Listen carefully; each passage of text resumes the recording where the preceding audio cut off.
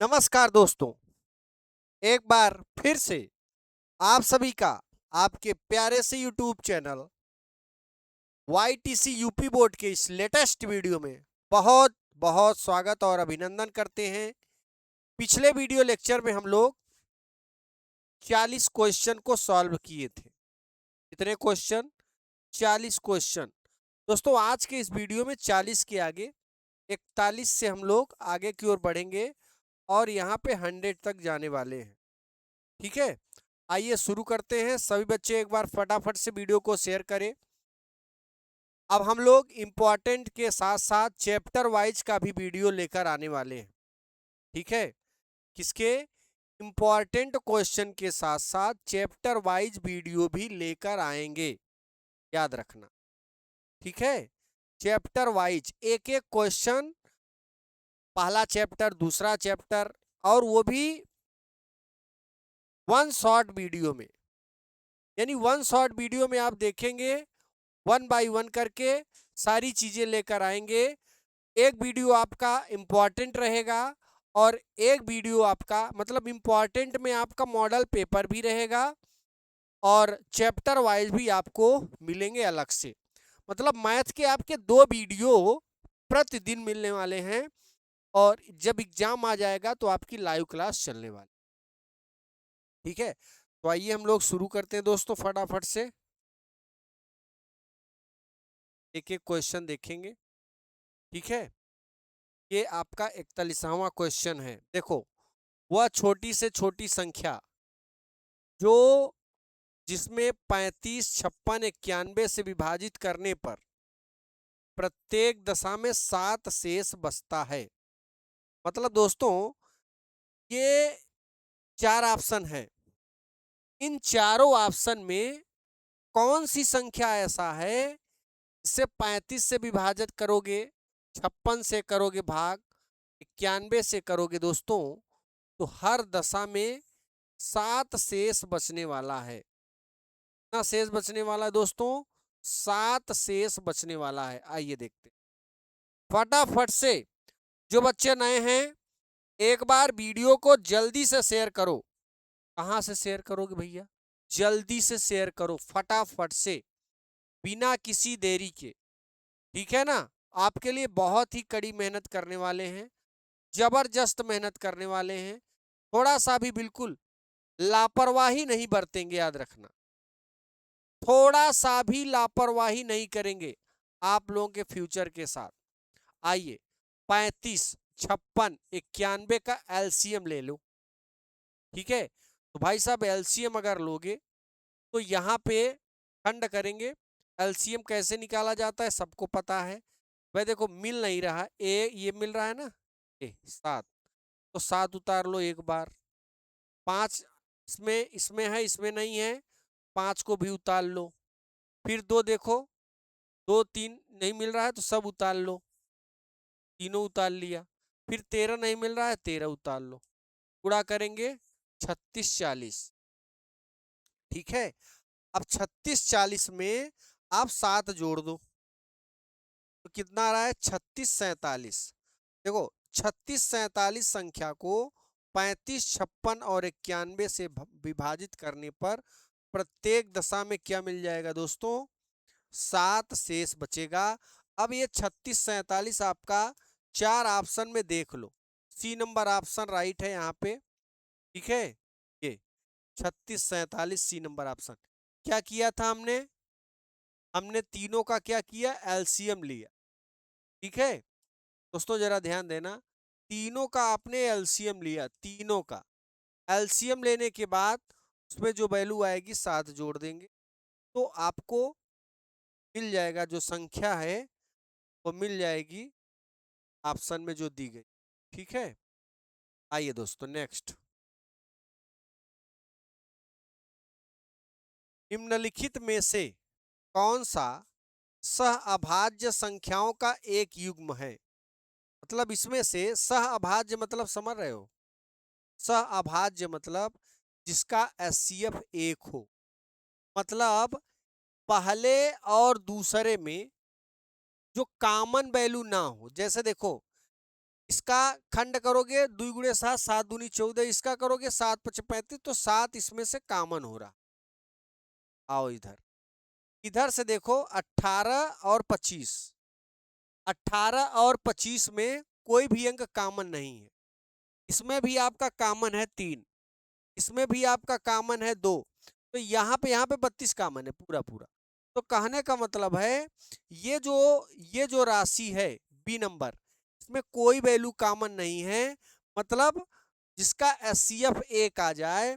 अगर हम 18 का और 25 का एचसीएफ निकालेंगे तो केवल इसमें एक कॉमन हो रहा है, जिसमें एक कॉमन होता है वही होता है सहअभाज्य, एचसीएफ, हाईएस्ट कॉमन फैक्टर। ठीक है, तो यहाँ पे इसकी वैल्यू 1 आ गई, बहुत बढ़िया। देख रहे हो एचसीएफ 1 है।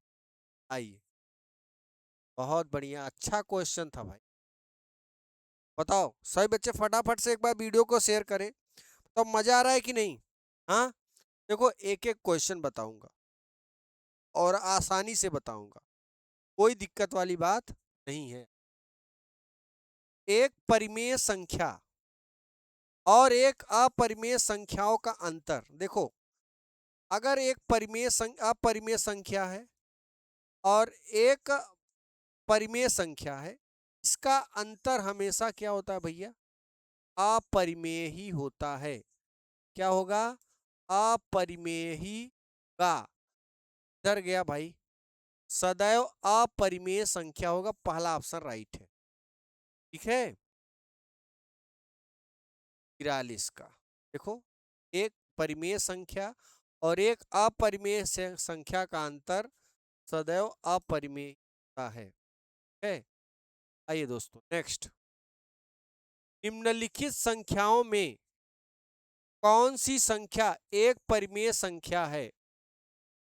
परिमेय, जिसका वर्गमूल लिया जा सके वही परिमेय हो। ये देखते भाई, ये तो अपरिमेय है, क्लियर है, ये हमारा ऑप्शन गलत है क्योंकि अंडर रूट में वर्गमूल नहीं ले सकता। ठीक है, ये भी अगर गुणा करोगे तो अंडर रूट 14 आएगा, वर्गमूल नहीं ले सकते, इसलिए ये भी क्या है? अपरिमेय, ऑप्शन। बहुत बढ़िया, इसका भी अगर वर्गमूल लोगे भाई साहब तो ये आएगा 2√3, तो हम कहेंगे इसका भी वर्गमूल नहीं मिल रहा है, इसलिए ये भी गलत है। अब बताओ, जब 3 गलत काट दिए तो चौथा ऑप्शन राइट ही होगा, कैसे होगा वो देखते। देखो बच्चे, यहाँ पे a plus b into a minus b का फार्मूला लगा दो आराम से। ठीक है, ए के स्थान पे √5, बी के स्थान पे यहाँ लिखेंगे √5 का होल स्क्वायर, √7 का होल स्क्वायर। √5 का स्क्वायर करोगे 5 आएगा, √7 का स्क्वायर करोगे 7 आएगा। ठीक है, 5 में से 7 निकालोगे -2 आएगा बच्चों, यहाँ पे कोई दिक्कत वाली बात।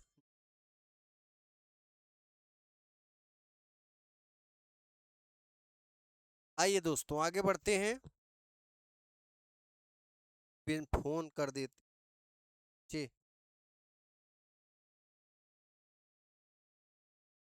चलिए आइए, छोड़िए, आइए दोस्तों फटाफट से यहाँ पे हम लोग आगे बढ़ेंगे। ये दो क्या है? दो एक परिमेय संख्या है। कौन सी संख्या? एक परिमेय संख्या है दो। ठीक है, कौन सी परिमेय संख्या? एक परिमेय संख्या है। आइए नेक्स्ट क्वेश्चन की ओर आगे बढ़ेंगे, बहुत ही लाजवाब है। चलिए देखो, आराम से करना, कोई दिक्कत, ये प्रैक्टिस सेट करा रहे हैं। और ये दोस्तों जो प्रैक्टिस सेट है आपकी, ये प्रैक्टिस सेट याद रखना एक ऐसा प्रैक्टिस है दोस्तों जो कि आपके एग्जाम में आ चुका है पिछली बार। ये सारे क्वेश्चन जो हम आपको दिखला रहे हैं, ये सारे क्वेश्चन आपके एग्जाम में पूछे गए क्वेश्चन हैं। तो आप सभी बच्चे भी सारे क्वेश्चन एक बार प्रैक्टिस जरूर कर लें। देखो, 12-21 का एलसीएम 84 है, करा इसका म स प बताओ। बहुत बढ़िया भाई, बहुत आसान सा क्वेश्चन। देखो भाई, दो संख्याएं हैं हमारे पास, पी एक्स गुड़े क्यू एक्स, ठीक है, पी एक्स गुड़े क्यू एक्स। यहाँ पे दो संख्याएं हैं और इसमें दो संख्याओं में, ठीक है, दो संख्याओं में यहाँ पर एलसीएम होता है दोस्तों, और यहाँ पे होता है एचसीएफ। हालांकि आगे हल है लेकिन हम अपने से हल करेंगे। पहली संख्या 12 है और दूसरी संख्या 21 है। इसका एलसीएम दिया है 84 भाई। जीसीडी आप जीसीडी कहो या फिर एचसीएफ कहो, बात एक ही है। मैंने कहा आप जीसीडी कहो या फिर एचसीएफ कहो, ठीक है। 12 एक के 12, 12 सते 84 और 7 एक के 7, थोड़ा इसका कलर, 7 एक के 7 तिरी 22। इसका जीसीडी कितना आ गया दोस्तों? इसका जीसीडी आ गया 3। तो इसमें कौन सा ऑप्शन राइट है दोस्तों? ए नंबर ऑप्शन राइट है। फटाफट एक बार लाइक कर दो, फटाफट एक बार लाइक कर दो। देखो बहुत अच्छा खासा आंसर आ गया, बहुत ही आराम से आ गया। सबको एकदम समझ में आ रहा है ना? फटाफट एक बार वीडियो को शेयर कर दो। अगर समझ में आ रहा है भाई तो शेयर करो ना, फिर क्या दिक्कत है। आइए, अभी जितने भी बच्चे देख रहे हैं चैनल से जुड़ेंगे, चैनल को सब्सक्राइब करेंगे, ठीक है, क्योंकि आने वाले दिन में लगभग नवंबर के बाद से हम लोग लाइव करने वाले हैं। लगातार प्रैक्टिस करवाएंगे, मॉडल पेपर से लेकर सारे क्वेश्चन, सारे पेपर का लाइव क्लास चलने वाला है दोस्तों। 140 का अभाज्य गुणनखंड होगा, है 140 का क्या होगा दोस्तों? अभाज्य गुणनखंड। ये दो, 2 सते 14, कल में 0 उतारो, 2 एक के 2 तिहाई 6 पंचे 10, 5 से काटो, सते 35, 7 से काटो 1। 140 का अभाज्य, 2 कितनी बार है? 2 की घाते 2। 5 कितनी बार है? 1 बार। 7 कितनी बार? 1 बार। बताओ बच्चों, इसमें से कौन सा ऑप्शन ऐसा है जो कि यहाँ पे टैली कर रहा है? आपको ये दिख रहा है कि सी नंबर, आप बताओ, दिख रहा है ना? फटाफट से एक बार वीडियो को लाइक करें। 2 की घात 2, 5 गुणे 7, 2 की घात 2, 5 गुणे 7। मजा आ गया यार, क्या कितना बढ़िया, कितना सरल सा क्वेश्चन है। फटाफट एक बार वीडियो को शेयर करते जाएं, सभी बच्चे जुड़ते जाएं, एक जुड़ते जाएं भाई। जितने भी नए बच्चे देख रहे हो ना, अगर चाहते हो बोर्ड एग्जाम में अगर आपको अच्छा नंबर ले आना है तो आपको छापना है। तो ऐसे क्वेश्चन बहुत बार आता है, ये पिछले बार आए हुए क्वेश्चन हैं, ठीक है, ये पिछले बार आए ही ये क्वेश्चन है। जो क्वेश्चन, जितने भी क्वेश्चन मैं आपको दिखला रहा हूं वो सारे क्वेश्चन दोस्तों आए हुए क्वेश्चन हैं। आइए, अगर आपका दिमाग काम न करे, इसमें से कौन सा ऑप्शन राइट है, तो देसी जुगाड़ बनाओ। कौन सा? आइए भाई, देसी जुगाड़ ये, जिससे आप भाग देते हैं उसे बोलते हैं भाजक। क्या बोलते हैं? भाजक। जिसमें आप भाग देते हैं उसे बोलते हैं भाज्य। ध्यान से देख, और सब बच्चे जानते हैं इसका नाम है भागफल। क्या नाम है? भागफल। जो कुछ घटाने बचेगा रिमाइंडर, यानी इसे बोलते हैं दोस्तों शेष फल। बताओ बोलते हैं कि नहीं बोलते? बताओ भाई, बोलेंगे कि नहीं बोलेंगे? हाँ बोलेंगे ना? अरे हाँ गुरुदेव, बढ़िया भाई। अगर बोलेंगे तो इसके आगे वाला प्रोसेस बता दो। चलो वो भी बता। तो भाज्य बराबर, जब आपको भाज्य बराबर निकालना हो, देखो सब भाज्य, भाज्य, भाजक, भाज्य, भाजक, भाज्य बराबर। देखो अब इतना लिखने के बाद आपको भाज्य बराबर निकालना है, ठीक है। भाज्य इधर लिख, भाज्य बराबर भाजक और भागफल का गुणा करेंगे। भाजक गुणे भागफल, भागफल और धन शेषफल। ठीक है, आइए दोस्तों, एकदम तगड़ा वाला रूल। ठीक है, भाज्य बराबर भाजक गुणे भागफल प्लस शेषफल। ठीक है, तो ये वाला टैली करा लो, जो भी ऑप्शन हो टिक कर दो भाई। भाज्य बराबर, ये वाला लग रहा है कि भाजक गुणे भागफल प्लस शेषफल। तो ये वाला तो नहीं है, क्योंकि शेषफल में भाजक का कभी गुणा ही नहीं होता, तो ये भी ऑप्शन राइट। और भाजक बराबर कोई होता नहीं है, ये भी गलत है, ये भी गलत है। हमने भाज्य बराबर बोला था, देखने इसमें भाजक और भागफल का क्या हो, मल्टीप्लाई, शेषफल हमेशा जोड़ा जाता है। ये हो गया हमारा इसका आंसर। ठीक, आइए दोस्तों नेक्स्ट क्वेश्चन की ओर बढ़ेंगे। मजेदार क्वेश्चन, सारे मजेदार क्वेश्चन हैं। ठीक है,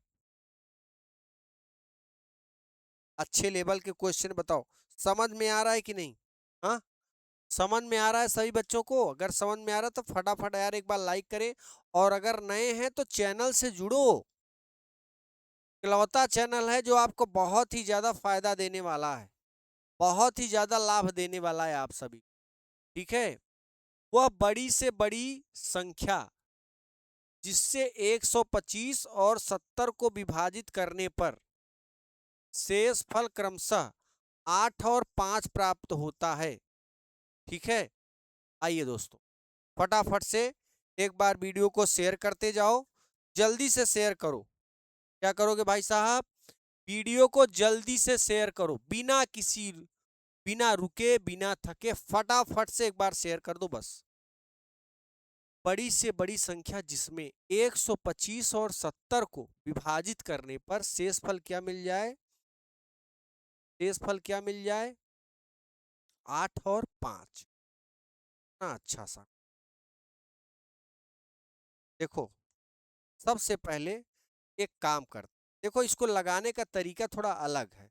ठीक है, तो मैं यहाँ पे ऑलरेडी लगा के रख, यहाँ पे जरा ध्यान देना। इसको जब भी एक से अधिक आ जाए, जैसे इसके पहले आया था 3 अंक थे, है ना, 3 अंक थे, और कह रहा है कौन सी संख्या है जो इतने से इतने भाग देने पर शेषफल 7 आए।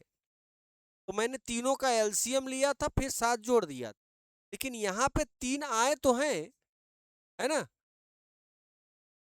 3 आए हैं, और इसमें 2 लोग शेष बचा रहे हैं। तो मैंने दोनों में से पहले घटाया, 125 में 8 घटा दो, 70 में 5 घटा। ठीक है, देखो फटाफट, 125 और 70 को विभाजित करने पर 8 और 5 प्राप्त हो, बड़ी से बड़ी। इसके पहले देखो मैं दिखा रहा हूं बैक में आके, ध्यान से देख लो पहले भाई। यहाँ देखो 40 नंबर क्वेश्चन,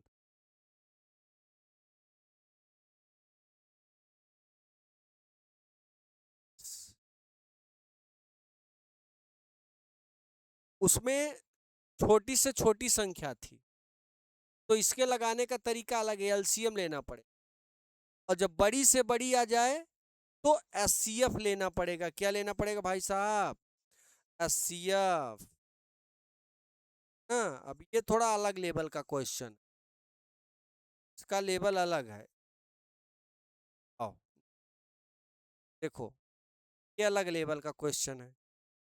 तो 125 और 70, 125 में 8 घटा दो, 70 में 5 घटा दो, उसके बाद इसका एचसीएफ लो। देखो ये बड़ी से बड़ी जब कहे तो एचसीएफ लेना है, छोटी से छोटी कहे तो एलसीएम लेना है।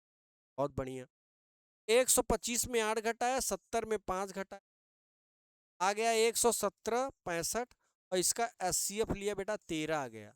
ठीक है, तो वह बड़ी से बड़ी संख्या जो 5 और 8 से विभाजित करने पर प्रत्येक दशा में कितना मिलेगा दोस्तों? 13 मिलेगा। ठीक है, कितना मिलेगा? वह संख्या कौन सी है? 13 है दोस्तों। बहुत बढ़िया, 13 है, याद रखना। क्या है? 13। तो वह बड़ी से बड़ी संख्या जो 125 और 70 को विभाजित करने पर शेषफल कितना आना चाहिए? 8 और 5। ठीक है,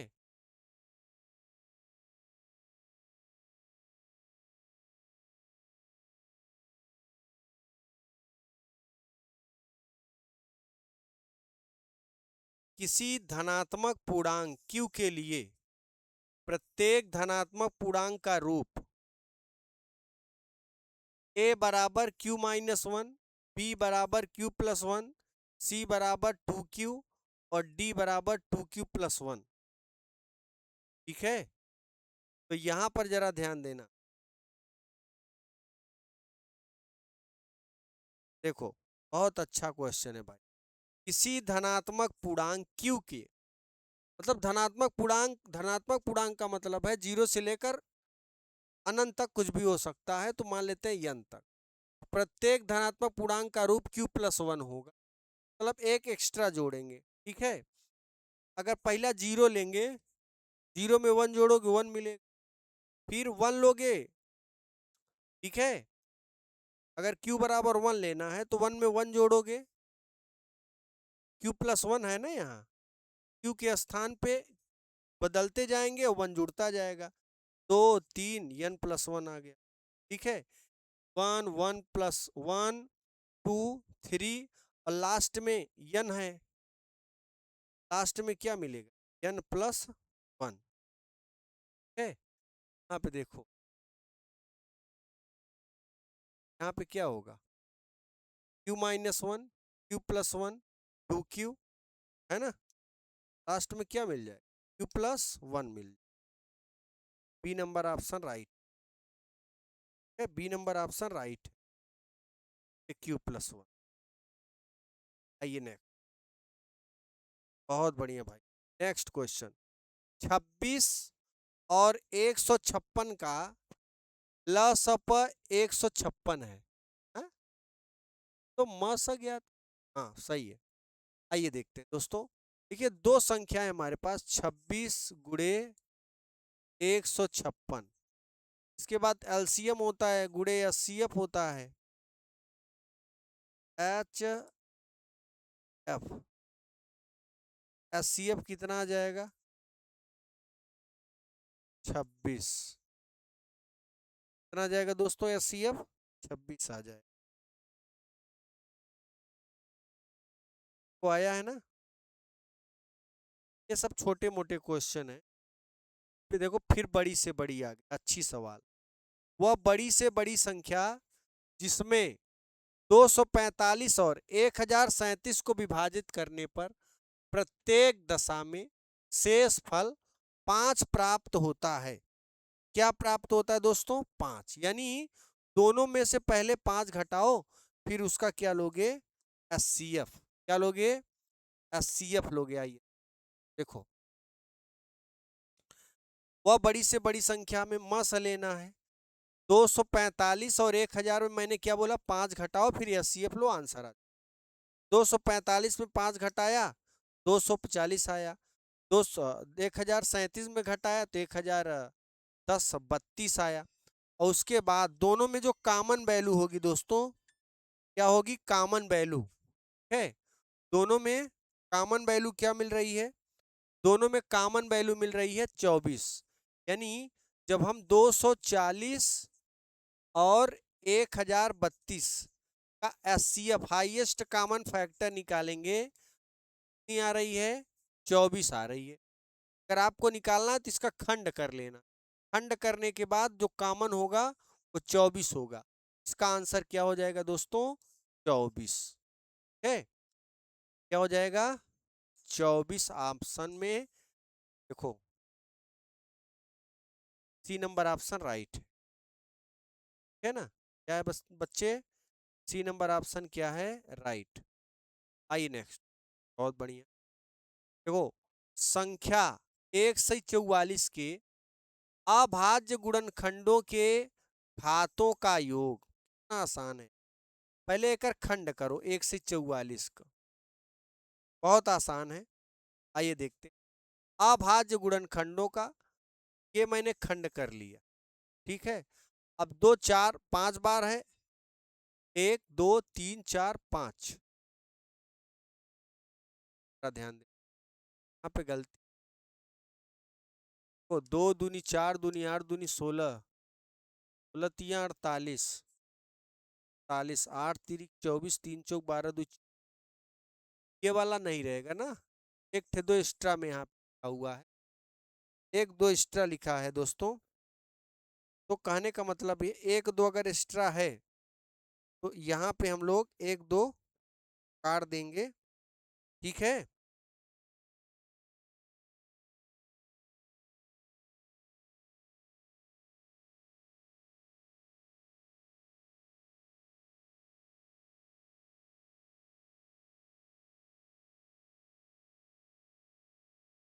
आइए दोस्तों आगे बढ़ेंगे हम लोग।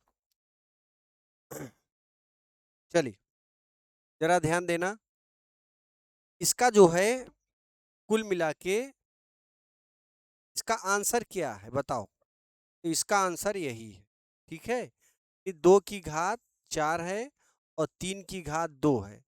2 की घात 4 3 की घात 2, ये हो जाएगा इसकी अभाज्य गुण, घात घात जोड़ेंगे 4 धन 2 बराबर 6 आ जाए, ठीक है।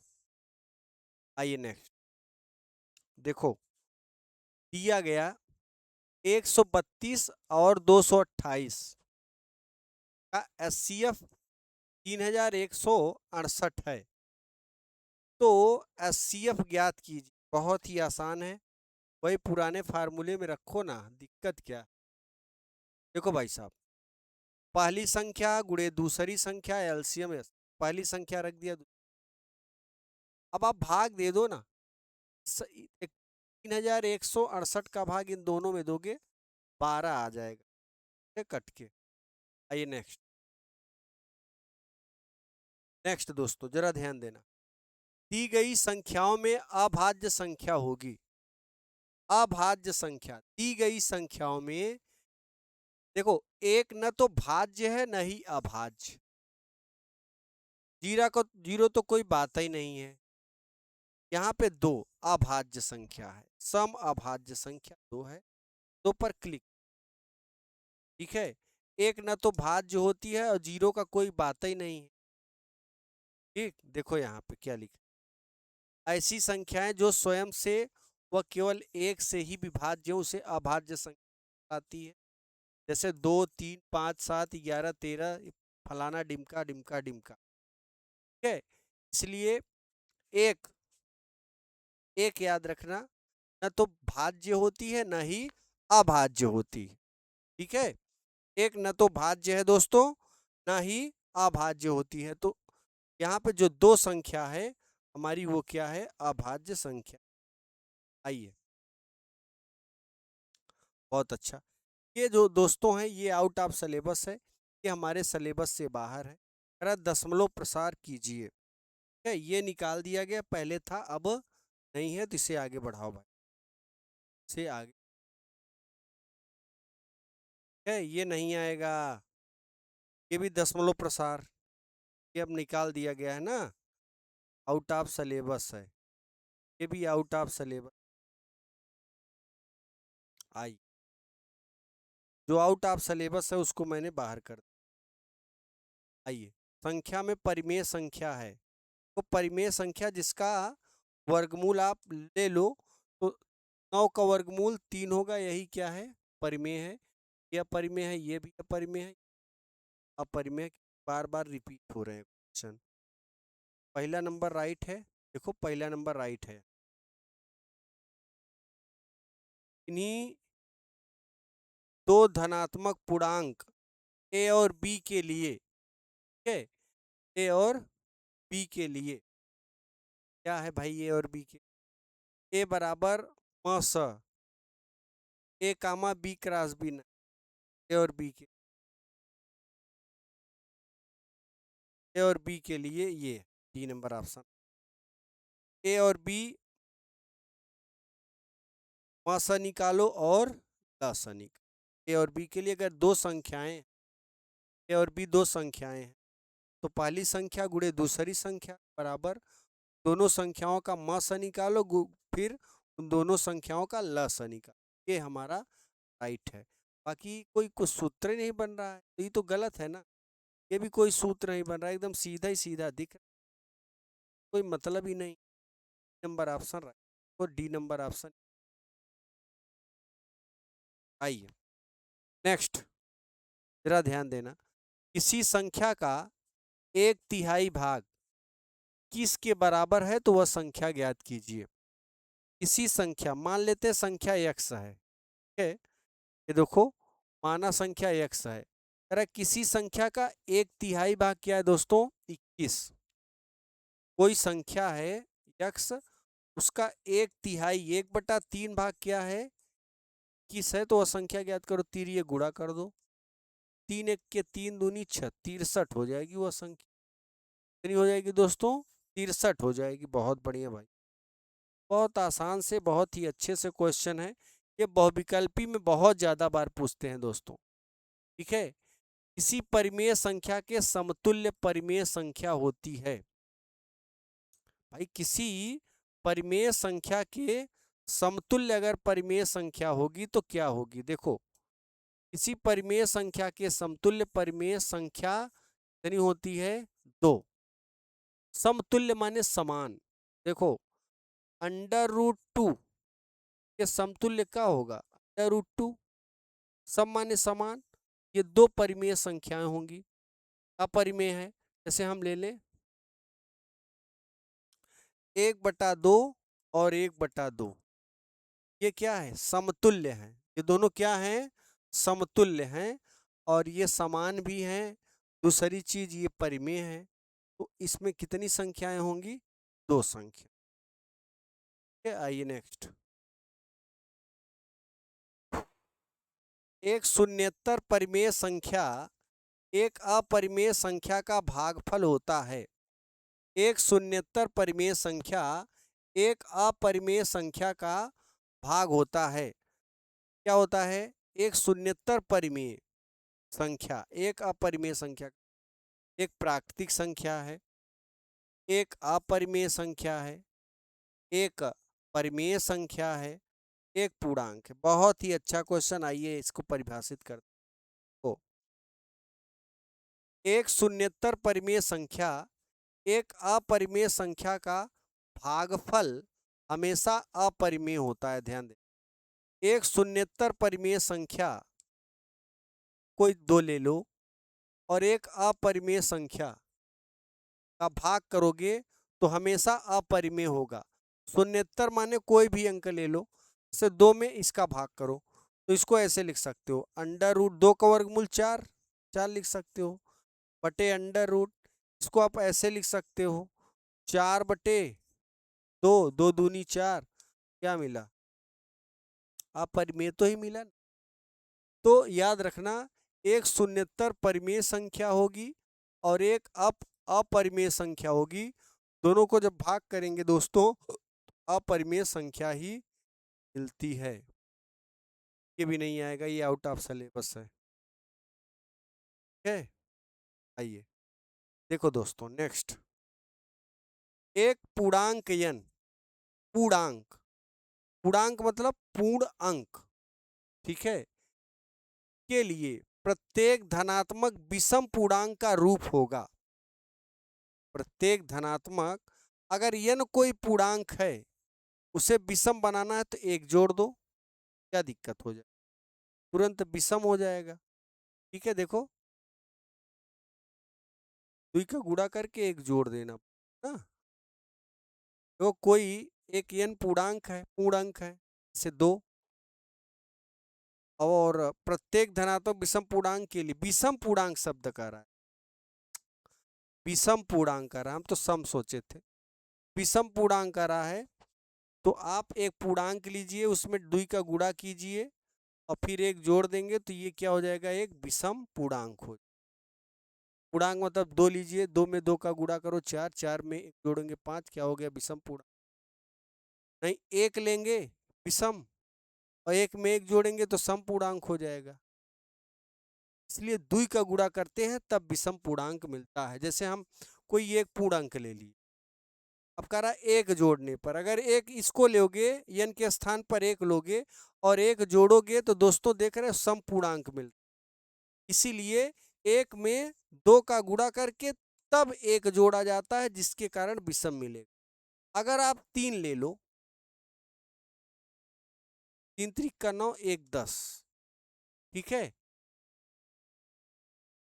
ये विषम पूर्णांक मिल जाएगा। आइए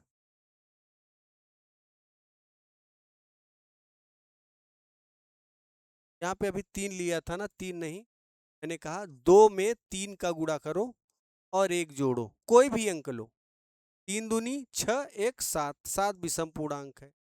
आइए 4 ले लेते हैं, 2 गुणे 4 धन 1, 2 चौके 8 में 1 जोड़ो 9 मिलेगा। तो कुल मिला के कोई भी संख्या लो उसमें 2 का गुणा करो, कोई भी धन पूर्णांक लो 2 का गुणा करो, एक जोड़ोगे दोस्तों विषम पूर्णांक आपको मिल जाएगा और उसका सूत्र हो जाता है विषम पूर्णांक का 2n+1। याद रखना, खोपड़ी में धसा लो, बहुत अच्छा सा क्वेश्चन है दोस्तों। 3 नंबर ऑप्शन राइट है, ठीक है। कौन सा ऑप्शन? 3 नंबर ऑप्शन भाई साहब राइट है, ठीक है। फटाफट एक बार वीडियो को शेयर कर दो जल्दी से। आइए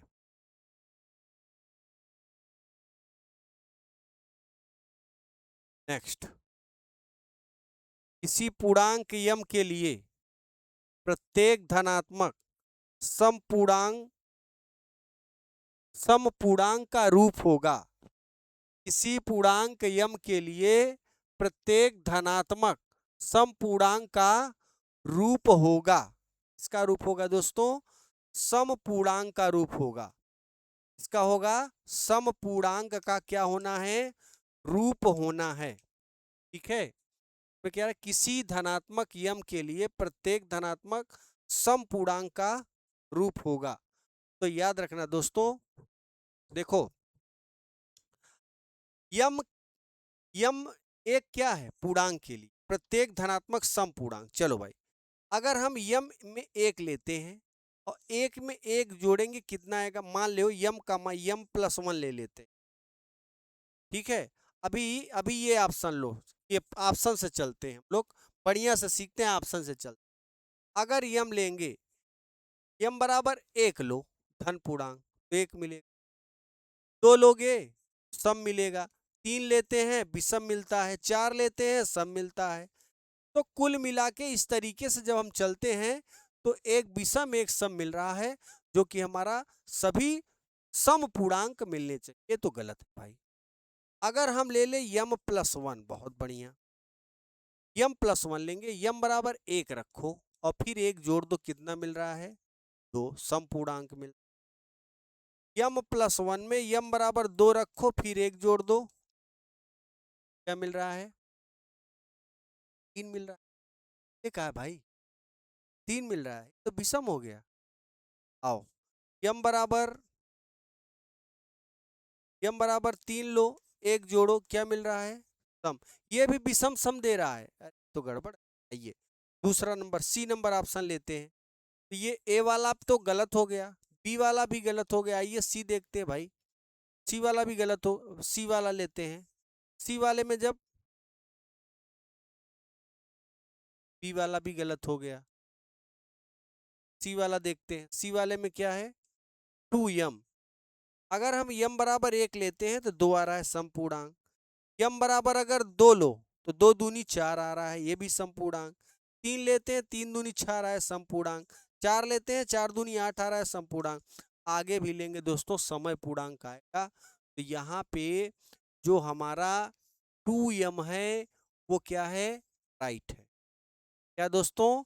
ये 2m एक समपूर्णांक का एग्जाम्पल है, बहुत बढ़िया। आइए तो समपूर्णांक क्या? सी नंबर ऑप्शन राइट था ना। ये तो भाई आउट ऑफ सिलेबस को नहीं दे। ठीक है, ये देखो दोस्तों, यहाँ पे कुल 66 क्वेश्चन थे। कितने? 66 क्वेश्चन थे इसमें। ये आपके 66 क्वेश्चन यहाँ पे इंड हो गए। ठीक है, मैंने सोचा इसमें 100 क्वेश्चन होंगे तो कंप्लीट किया जाएगा 100 क्वेश्चन। कोई बात नहीं, 66 क्वेश्चन यहाँ पे हैं, 66 क्वेश्चन कंप्लीट हो गए दोस्तों।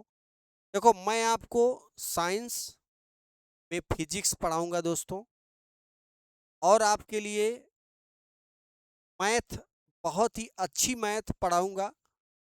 विश्वास करके पढ़िए, इस चैनल से जुड़े, इस चैनल को सब्सक्राइब करें।